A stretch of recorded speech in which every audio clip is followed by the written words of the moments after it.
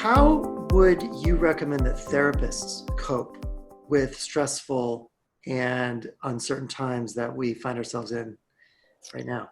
We are definitely in uncharted territory. And I think, frankly, Zach, I don't see a huge line between how we might support our clients through this time and what we need to do for ourselves. I take very much kind of a physician heal thyself mindset with a lot of this. And I'm obviously a positive psychologist, so a lot of the skills and tools and principles that I draw from come from those various disciplines. What I have found really important for myself, and I'll speak to, from that standpoint, but I think this is true of so many therapists out there, are how do I, in the midst of times like this, cultivate and foster the principles that I need for well-being? So how do I stay connected in a time of social distancing where it's so easy to feel apart? So what can I do to still foster those feelings of belonging? We are social creatures, and yet we're forced to be distant from each other right now. So how can I take small steps towards feeling connected to the people that I love, to the things that matter? How do I step out of my own fears and my own head by engaging in compassion and kind acts towards others? I think that's another thing that I try to really reflect on a personal level through this.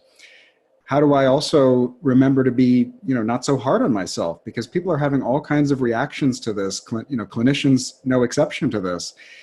And we sometimes expect ourselves to be superheroes through this. So I think having a sense of self-compassion, having a sense of, that it's okay to not be okay is a big piece that I try to remember too. And in the midst of all this, really reminding myself of all that's still good, savoring the small joys of everyday life, whether it's that coffee in the morning, whether it's the sights around my neighborhood as I take a walk, while keeping, of course, a social distance.